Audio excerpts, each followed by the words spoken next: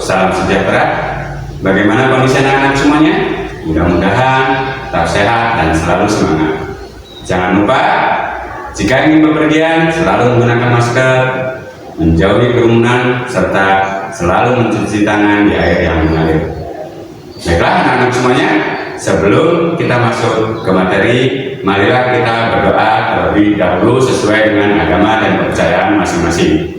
Berdoa dimulai.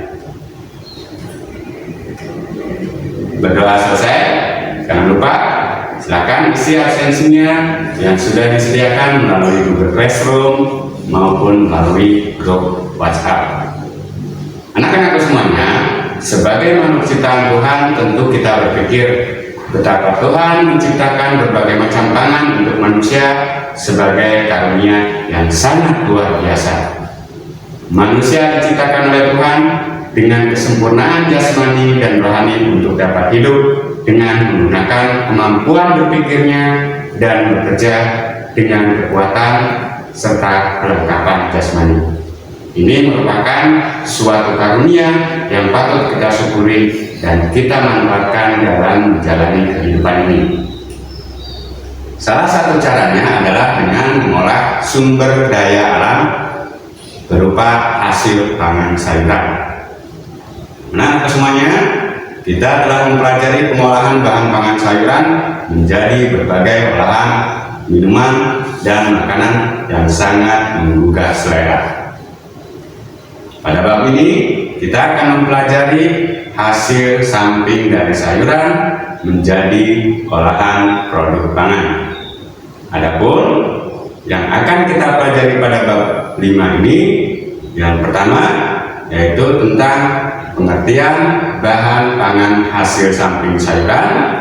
Kemudian yang kedua, klasifikasi bahan pangan hasil samping sayuran. Yang ketiga, bagaimana teknik pengolahan bahan pangan hasil samping sayuran. Yang keempat, apa kandungan dan manfaat dari bahan pangan hasil samping sayuran tersebut. Kemudian yang kelima, bagaimana teknik pengolahan bahan pangan tersebut.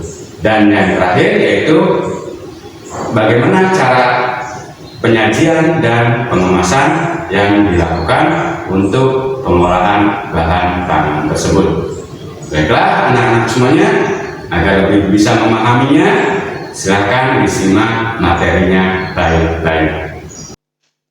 Baiklah anak-anakku semuanya, pada pertemuan kali ini kita akan membahas tentang penyajian dan pengemasan dari bahan pangan hasil samping sayuran. Yang mana pada minggu sebelumnya kita sudah membahas tentang pengolahan hasil pangan samping sayurannya. Tujuan dalam menyajikan makanan di piring atau wadah ini bertujuan untuk menciptakan pengalaman bersantap yang menggoda seluruh indera, bukan hanya sekedar lidah sebagai indera perasa. Dengan penyajian olahan pangan atau makanan yang menarik, ini tentu akan membangkitkan peredaran darah atau cairan dalam tubuh yang dapat membantu penyerapan nutrisi yang terkandung dalam makanan tersebut. Selain itu juga, fungsi dari pengemasan suatu produk olahan pangan adalah untuk melindungi isi produk olahan pangan dari berbagai resiko dari luar. Misalnya, perlindungan dari sinar panas matahari, perlindungan dari udara dingin, bau dan pencemaran ataupun kontaminasi bakteri ataupun mikroorganisme. Nah, selain itu, wadah kemasan juga berfungsi untuk memudahkan dalam penyimpanan, pengangkutan, dan distribusi, serta berfungsi sebagai daya tarik konsumen dan ajang promosi sehingga menghasilkan keuntungan secara ekonomi. Kemudian, pada prinsipnya, penyajian dan pengemasan ini harus sesuai dengan kebutuhan dan fungsi dari produk olahan pangan tersebut. Selain kualitas dari olahan pangan, tampilan dari penyajian dan pengemasan ini akan memberikan karakter pada olahan pangan dan memberikan prospek ekonomi yang menguntungkan.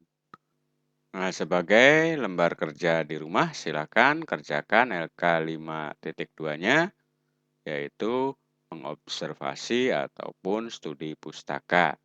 Jika anak-anak ingin mengobservasi, silakan tentukan dulu jenis makanan ataupun minuman yang berbahan hasil samping sayuran khas daerahmu. Kemudian, teliti bahan pangan hasil samping sayuran tersebut, serta apa saja bahan pendukungnya. Kemudian, bagaimana teknik pengolahannya juga perlu kita observasi. Nah, setelah itu amati bagaimana cara pengolahan ataupun pembuatan makanan ataupun juga minuman tersebut. Selain itu juga cari informasi kepada pemiliknya bagaimana latar belakang ataupun sejarah daripada keberadaan makanan tersebut. Ya.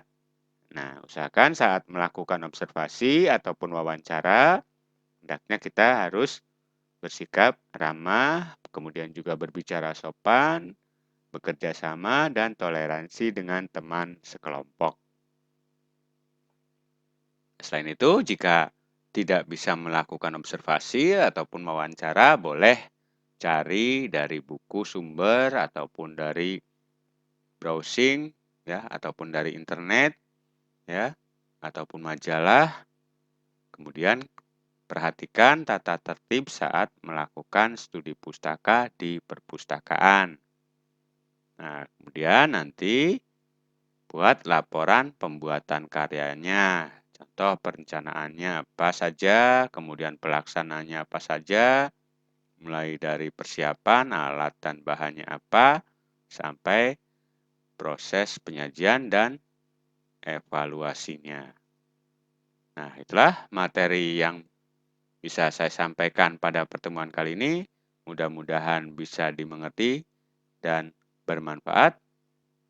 Sebelum saya akhiri, marilah kita berdoa terlebih dahulu sesuai dengan agama dan kepercayaan masing-masing. Berdoa dimulai.